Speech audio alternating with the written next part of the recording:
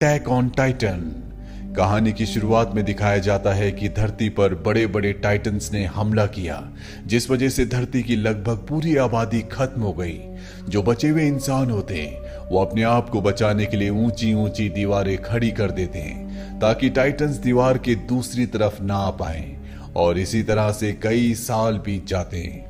100 साल बाद दिखाया जाता है कि अब इंसान टाइटन्स को भूल चुके हैं, लेकिन आज भी दीवारों की दूसरी तरफ जाने की किसी को भी इजाजत नहीं है। दीवार के अंदर जितने भी लोग रहते हैं इन्हें 3 अलग अलग भागों में बांट दिया गया है। सबसे पहले आता है वो तबका जो अमीर है, जो इस पूरे के पूरे शहर पर रूल करता है। दूसरे वर्ग में इंडस्ट्रियल्स रहते हैं जहां पर बड़ी बड़ी फैक्ट्रीज हैं, और तीसरे वर्ग में वो लोग रहते हैं जो खेती करते हैं। इन तीनों वर्गों के लोगों को जो अलग अलग एरियाज में रहते हैं इन्हें खास हिदायत होती है कि ये एक एरिया से दूसरे एरिया में नहीं जा सकते। अब जो कृषि वर्ग होता है, जो एरिया नंबर 3 में रहता है, यहीं पर हरुमा नाम का एक लड़का रहता है जो बहुत बहादुर होता है, और वो टाइटन्स पर विश्वास नहीं रखता, और उसका सपना होता है कि एक दिन वो दीवार के दूसरी तरफ जाकर उस दुनिया को भी देखेगा। वो अपने दोस्तों से इस बात को शेयर करता है, और एक दिन जब उसे मौका मिलता है तो वो अपने दोस्तों के साथ दीवार के पास चला जाता है।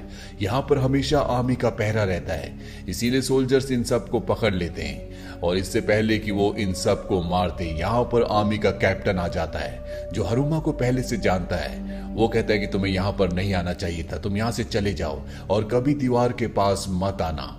पर इससे पहले कि हरुमा अपने दोस्तों के साथ यहाँ से जाता, आसपास की जमीन थर्राने लगती है, किसी को कुछ भी समझ नहीं आता, और जब ये दीवार के ऊपर देखते हैं तो वहां पर एक जलता हुआ टाइटन होता है जो कि दीवार से भी बहुत बड़ा होता है। इससे पहले इनमें से किसी ने कभी टाइटन नहीं देखा था, और ये एक जायंट टाइटन है जो दीवार को अपने पैरों से ठोकर मारने लगता है। दीवार पर एक छेद भी हो जाता है। यहाँ पर जो कैप्टन होता है वो अपने सोल्जर से कहता है कि इस दैत्यनुमा टाइटन पर हमला करो, लेकिन यहाँ पर जितने भी हथियार होते हैं सरकार ने उन्हें चलाने से मना किया होता है, और अगले पल वो टाइटन यहाँ से हवा में गायब हो जाता है। किसी को भी कुछ भी समझ नहीं आता। अब उस विशाल टाइटन ने दीवार पर जो छेद किया होता है वहां से बहुत सारे टाइटन्स अंदर आ जाते हैं जो इंसानों की तरह दिखते हैं, लेकिन उनका साइज इंसानों से बहुत बड़ा होता है। आर्मी के सोल्जर्स समझ जाते हैं कि ये टाइटन्स अब इंसानों पर हमला करने वाले हैं, इसीलिए इनके पास जो तोप होती है उन तोप से वो टाइटन्स के ऊपर हमला करते हैं। हालांकि टाइटन्स को चोट पहुंचती है, लेकिन जल्दी ये सब के सब अपने आप ही रिकवर हो जाते हैं, यानी कि इन टाइटन्स को मारा नहीं जा सकता। और इसके बाद टाइटन्स इंसानों के ऊपर हमला कर देते हैं, वो कई लोगों को मार देते हैं। अब चारों तरफ अफरा तफरी होती है, इंसान अपने आप को बचाना चाहते हैं, इसीलिए सब के सब यहाँ पर जो बहुत बड़ा हॉल होता है उसके अंदर जाने लगते हैं। हरुमा और उसकी दोस्त भी वहां पर जा रहे होते हैं, लेकिन तभी हरुमा की दोस्त देखती है कि वहां पर एक बच्चा है, वो उसे बचाने के लिए चली जाती है। यहाँ पर भीड़ इतनी ज्यादा होती है कि हरुमा चाहकर भी अपनी दोस्त तक नहीं पहुंच पाता, और भीड़ खुद ब खुद उसे हॉल के अंदर पहुंचा देती है, और अब हॉल का दरवाजा बंद कर दिया जाता है। हालांकि हरुमा दरवाजा खोलने की कोशिश करता है, लेकिन उसे ऐसा नहीं करने दिया जाता, और अगले पल एक फीमेल टाइटन उसकी दोस्त के पास आ जाती है, और वो उसकी दोस्त को और उस बच्चे को मार देती है। हरुमा किसी तरह से उस हॉल से बाहर आ जाता है, और जब वो उस हॉल के चारों तरफ देखता है तो वहां पर बहुत सारे टाइटन्स होते हैं जो उस हॉल की छत को तोड़कर इंसानों को मारना शुरू कर देते हैं। हरुमा किसी तरह से यहाँ से निकल जाता है, उसके चारों तरफ सिर्फ और सिर्फ तबाही होती है। अब 2 साल बाद का वक्त दिखाया जाता है जहां पर हरुमा इंडस्ट्रियल एरिया में है, जिसे एरिया 2 कहा जाता है। दरअसल यहाँ की दीवारें बहुत ऊंची और बहुत ज्यादा मजबूत थी, इसीलिए टाइटन्स यहाँ तक नहीं पहुंच पाए होते। इसीलिए जितने भी बचे हुए लोग थे वो सब के सब एरिया 2 में यानी कि इंडस्ट्रियल एरिया में आ चुके हैं, लेकिन यहाँ आने के बाद भी इन लोगों की हालत बहुत ज्यादा खराब होती है, क्योंकि यहाँ पर आबादी बहुत ज्यादा है। इन्हें ना तो यहाँ पर पर्याप्त खाना और ना ही पर्याप्त पानी मिलता है, और अगर ये जिंदा रहना चाहते हैं, भरपेट खाना खाना चाहते हैं, तो इन्हें अपने एरिया को, जिसे एरिया 3 कहा जाता है, जहां पर सबसे निचले वर्ग के लोग रहा करते थे, जहां अब टाइटन्स का कब्जा है, उस एरिया को टाइटन्स के कब्जे से छुड़ाना होगा। इसीलिए यहाँ पर आर्मी की एक टीम बनाई जाती है जो कि टाइटन से लड़कर उस एरिया को पूरी तरह से टाइटन से मुक्त करेंगे। और इस टीम में हरुमा भी होता है। दरअसल टाइटन्स ने उसकी दोस्त को मार दिया था और अब वो अपनी दोस्त की मौत का बदला लेना चाहता है। अब कमांडर सभी सोल्जर से कहता है कि एरिया नंबर 3 में जिस होल से सब के सब टाइटन्स अंदर आए थे, उस होल को हमें बंद करना होगा। हम वहां पर एक ब्लास्ट करेंगे जिससे आसपास का वहां का जितना भी मलबा है उस होल के सामने आ जाएगा, जिससे होल बंद हो जाएगा और टाइटन्स कभी भी दोबारा एरिया नंबर 3 में नहीं आ पाएंगे। ये दीवार बहुत ज्यादा मजबूत होती है जिसे टाइटन्स तोड़ नहीं सकते। यहाँ पर इन्हें ये भी पता चल चुका होता है कि टाइटन्स को कैसे मारा जा सकता है। दरअसल अगर पीछे से उनकी गर्दन पर वार किया जाए तो टाइटन्स मारे जाएंगे और दोबारा जिंदा नहीं होंगे। अब रात के अंधेरे में ये पूरी की पूरी टीम एरिया नंबर 3 में एंटर कर जाती है और जब ये थोड़ा सा आगे जाते हैं तो वहां पर इन्हें एक बच्चे के रोने की आवाज आती है। अब यहाँ पर जो फीमेल सोल्जर होती है वो बच्चे की मदद के लिए उस जगह की तरफ बढ़ जाती है जहां से आवाज आ रही होती है। हरुमा भी उसके पीछे पीछे चला जाता है और जब ये उस बच्चे तक पहुंचते हैं तो ये देखते हैं कि ये इंसान का नहीं बल्कि टाइटन्स का बच्चा है जो कि बहुत ही विशाल होता है। वो ऊपर से नीचे गिर जाता है, वो जोर जोर से रोने लगता है जिस वजह से सारे टाइटन्स जाग जाते हैं और वो हरुमा और उस फीमेल सोल्जर के पीछे पड़ जाते हैं। अब यहाँ पर जो कमांडर होता है वो अपनी पूरी सेना के साथ बारूद असला लेकर यहाँ से निकल जाता है और यहाँ पर हरुमा, फीमेल सोल्जर और बाकी के जो सिपाही होते हैं उनके पीछे टाइटन्स पड़ जाते हैं। वो सबको घेर लेते हैं और इससे पहले कि वो हरुमा को और फीमेल सोल्जर को मारते हैं, यहाँ पर हरुमा की वही दोस्त जो आज से 2 साल पहले बच्ची को बचाने की वजह से हॉल के अंदर नहीं गई थी, जिसके बारे में हरुमा को लगता था कि वो मारी गई, वो आज भी जिंदा होती है। इसका नाम मिकासा है। मिकासा के साथ एक कैप्टन भी होता है जिसका नाम शिकिसीमा है जो कई टाइटन्स को मार चुका है। वो यहाँ पर कई टाइटन्स को मार देता है और इन सब को इस जगह से बचाकर निकाल लेता है। लेकिन मिकासा अपने दोस्त हरुमा को देखकर खुश नहीं होती, उसकी आंखों में गुस्सा होता है। दरअसल आज से कई साल पहले जब उसे टाइटन ने निगल लिया था तो शिकिसीमा ने ही उसे बचाया था और उसे टाइटन से लड़ना सिखाया। उसने बताया कि टाइटन से डरना नहीं है, डर ही तुम्हारा सबसे बड़ा दुश्मन है। तुम्हें अपने गुस्से को टाइटन्स के खिलाफ इस्तेमाल करना होगा। अब यहाँ पर कमांडर भी आ जाता है और वो इन सबको सफाई देते हुए कहता है कि मैं अपने हथियारों को नहीं खोना चाहता था, इसीलिए मुझे यहाँ से जाना पड़ा। और अब इनके पास जो एक्सप्लोजिव होता है उसे ये गाड़ियों में लोड करना शुरू कर देते हैं और इससे पहले कि ये वॉल के लिए निकलते यहाँ पर 2 बड़े बड़े टाइटन्स आ जाते हैं जो इनके ऊपर हमला कर देते हैं। वो 2 लोगों को मार भी देते हैं और तभी इनकी एक्सप्लोसिव से भरी हुई गाड़ी को यहाँ से कोई चुरा कर ले जाने लगता है। यहाँ पर एक लेडी होती है जिसके पति को टाइटन ने मारा था। एक्सप्लोसिव की गाड़ी को उस आदमी से छीन कर टाइटन्स के बीचों बीच ले जाती है और एक बहुत बड़ा ब्लास्ट करती है जिससे कई टाइटन्स जख्मी तो हो जाते हैं लेकिन जल्द ही उनके घाव भर जाते हैं क्योंकि टाइटन्स को मारने के लिए सिर्फ और सिर्फ उनकी गर्दन पर वार करना होता है। कमांडर जब देखता है कि पूरा का पूरा एक्सप्लोसिव अब खत्म हो चुका है तो यहाँ से निकल जाता है और बाकी बचे हुए लोगों को टाइटन्स चारों तरफ से घेर लेते हैं। और तभी हरुमा को शिकिसीमा की बात याद आती है कि टाइटन से लड़ने के लिए अपने गुस्से का इस्तेमाल करना होगा, ना कि उनसे डरना होगा। वो अपने गुस्से का इस्तेमाल करता और टाइटन्स के ऊपर हमला कर देता है। वो कई टाइटन्स को मार देता है लेकिन तभी एक टाइटन उस पर हमला करता है जिससे उसका एक पैर टूट जाता है।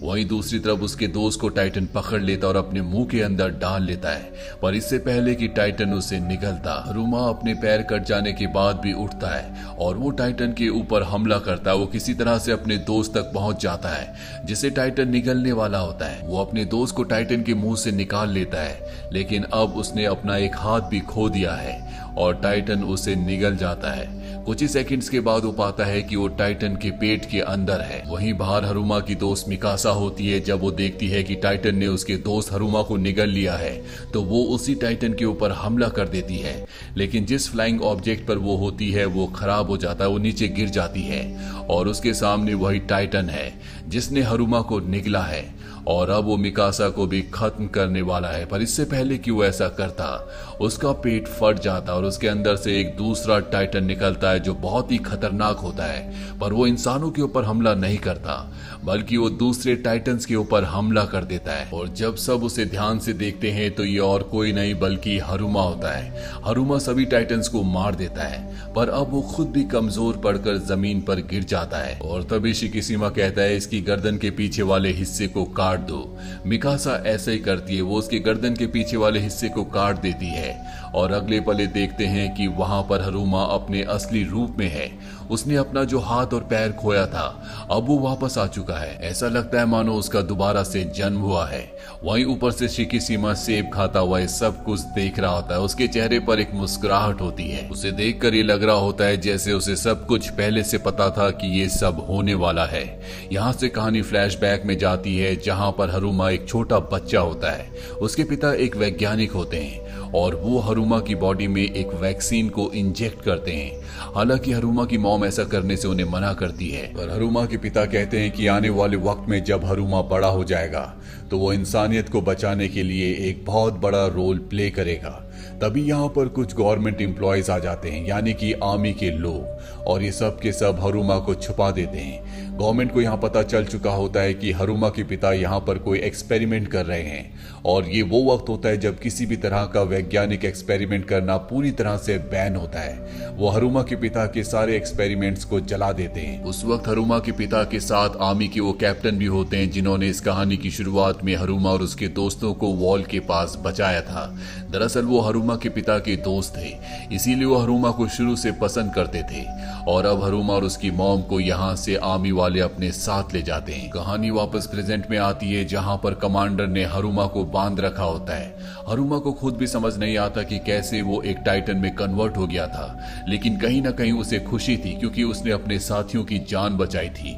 अब कमांडर हरुमा को एक दुश्मन समझता है, उसे सबके लिए खतरा समझता है, इसीलिए वो हरुमा को बांध देता है। साथ ही वो नहीं चाहता कि इस दुनिया में किसी तरह के कोई भी एक्सपेरिमेंट्स हो। यहाँ पर हरुमा के पिता का दोस्त कैप्टन भी होता है। वो कमांडर से कहता है कि हरुमा को तुम्हें छोड़ देना चाहिए, वो हम सब की मदद कर सकता है। और जब कमांडर देखता है कि कैप्टन उसके फेवर में बोल रहा है तो वो कैप्टन को मार देता है। पर मरने से पहले कैप्टन हरुमा को बता देता है कि तुम्हारी मॉम और डैड का कातिल और कोई नहीं बल्कि कमांडर है। और अब हरुमा को पता है कि उसके माता पिता को किसने मारा था, इसीलिए हरुमा और उसके सभी साथी कमांडर के खिलाफ हो जाते हैं। पर इससे पहले कि कमांडर सबको मारता, ऊपर से एक बहुत बड़ा टाइटन नीचे आकर गिरता है। वो इनके ऊपर हमला कर देता है। इस हमले में कमांडर मारा जाता है और अब वो टाइटन हरुमा को अपने साथ लेकर यहाँ से निकल जाता है। अब जो हरुमा के बचे हुए दोस्त हैं उन्हें समझ नहीं आता कि उन्हें क्या करना चाहिए। वहीं हरुमा को दिखाया जाता है जिसके सामने अब शिकीशिमा है। शिकीशिमा उसे बताता है कि जो टाइटन्स हैं इन्हें और किसी ने नहीं बल्कि इंसानों ने बनाया है। दरअसल तुम्हारे पिता ही वो वैज्ञानिक थे जिन्होंने एक्सपेरिमेंट किया था। दरअसल वो आर्मी के लिए बहुत ही खतरनाक जैविक हथियार बना रहे थे, लेकिन उन जैविक हथियारों को वो कंट्रोल नहीं कर पाए और वो वायरस बहुत जल्दी दुनिया में फैल गया जिससे इंसान टाइटन्स में बदल गए और उन्होंने इंसानों के ऊपर ही हमला कर दिया। वो हरुमा को बताता है कि तुम्हारे पिता टाइटन्स को खत्म करना चाहते थे, जिसके लिए उन्होंने बहुत सारे एक्सपेरिमेंट्स भी किए, एक वैक्सीन भी बनाया, जिस वैक्सीन को उन्होंने तुम्हारी बॉडी के अंदर इंजेक्ट कर दिया। पर इससे पहले कि वो अपने एक्सपेरिमेंट को पूरी तरह से खत्म करके दुनिया से सभी टाइटन्स को खत्म कर दे, उन्हें मार दिया गया और उनका एक्सपेरिमेंट बीच में ही रुक गया। लेकिन जो वैक्सीन तुम्हारे पिता ने तुम्हारे अंदर डाली थी उससे तुम उन सभी टाइटन्स का सामना कर सकते हो, तुम कभी भी टाइटन में बदल सकते हो। और ये बात मैं पहले से जानता था। मैं इस गवर्नमेंट के खिलाफ हूँ क्योंकि ये डरपोक है, ये टाइटन्स का सामना नहीं करना चाहती बल्कि इन बड़ी बड़ी दीवारों के पीछे हमेशा के लिए छुपना चाहती है, जबकि मैं टाइटन्स को खत्म करना चाहता हूँ। हरुमा को शिकीशिमा की बात सही लगती है और वो भी उसका साथ देने के लिए तैयार हो जाता है। वही हरुमा के दोस्तों को दिखाया जाता है जो एक और बम को रिकवर कर लेते हैं और उसे ट्रक में लोड करके दीवार की तरफ जाने लगते हैं जहां पर वो होल है, जिस होल के अंदर से टाइटन्स एरिया 3 में आते हैं। लेकिन तभी इनके सामने शिकीशिमा आ जाता है और वो कहता है कि हमें इस हथियार का इस्तेमाल उस दीवार का होल बंद करने के लिए नहीं करना चाहिए, बल्कि हम इसका इस्तेमाल करेंगे एरिया 2 की दीवार गिराने के लिए, ताकि वो लोग मजबूर हो जाए टाइटन से लड़ने के लिए। यही एक रास्ता है कि हम टाइटन्स को खत्म कर सकते हैं, नहीं तो हमें जिंदगी भर इन दीवारों के पीछे छुप कर रहना होगा।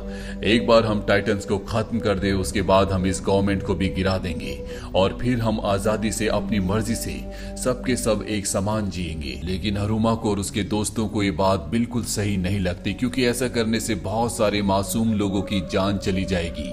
हरुमा उसके खिलाफ हो जाता है और इसके बाद शिकीशिमा एक बार फिर से टाइटन में बदल जाता है। दरअसल इससे पहले जिस टाइटन ने हरुमा को कमांडर से बचाया था और कमांडर को मार दिया था वो और कोई नहीं बल्कि खुद शिकीशिमा शिकिशिमा था और अब यहाँ पर शिकिशिमा जो कि टाइटन बन चुका है, उसे रोकने के लिए हरुमा भी टाइटन बन जाता है। इन दोनों के बीच में घमासान फाइट होती है, लेकिन शिकिशिमा हरुमा से बहुत ज्यादा स्ट्रांग होता है, उसकी फाइटिंग स्किल्स उससे ज्यादा अच्छी होती है, इसीलिए वो हरुमा पर पूरी तरह से हावी हो जाता है। पर हरुमा हार नहीं मानता और वो शिकिशिमा से लड़ता है और किसी तरह से उसे हरा देता है। और इसके बाद उनके पास जो एक्सप्लोजिव होता है, हरुमा उसे दीवार के उस हिस्से में लगा देता है जहां पर उसे लगाना चाहिए था।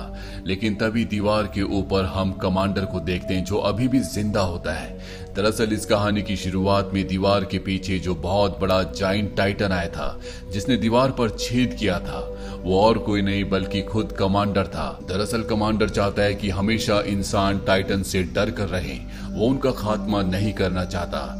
लेकिन अब जब एक कमांडर के ऊपर तीर से हमला करते हैं तो वो एक बार फिर से उसी जाइंट टाइटन में बदल जाता है और हरुमा चाहकर भी उसका अकेला सामना नहीं कर सकता। लेकिन अब शिकिशिमा भी हरुमा का साथ देता है और ये दोनों के दोनों मिलकर उस जाइंट टाइटन से लड़ते हैं। और इसी लड़ाई के बीच में इनके पास जो एक्सप्लोजिव जो मिसाइल होती है, ये उसे कमांडर जो कि टाइटन बन चुका है उसके मुंह के अंदर डाल देते हैं। और जब वो ब्लास्ट होती है तो न सिर्फ कमांडर का खात्मा होता है बल्कि दीवार के कुछ हिस्से टूटने से और टाइटन के मलबे से वो छेद भी बंद हो जाता है जहां से दूसरे टाइटन्स एरिया 3 में आया करते थे। यानी कि अब ये जगह पूरी तरह पहले की तरह सुरक्षित हो चुकी है। वहीं हरुमा को और मिकासा को दिखाया जाता है जो दीवार के ऊपर खड़े होते हैं। जैसा कि हरुमा का हमेशा से सपना था कि वो दीवार की दूसरी तरफ की दुनिया को देखना चाहता था और यहाँ से उसे विशाल समंदर दिखता है। इन दोनों ने अपनी जिंदगी में पहली बार समंदर को देखा है, जिसे देखकर हरुमा और मिकासा बहुत खुश होते हैं। इसी के साथ ये कहानी यहीं पर खत्म हो जाती है। उम्मीद करते हैं कि ये कहानी आपको पसंद आई होगी।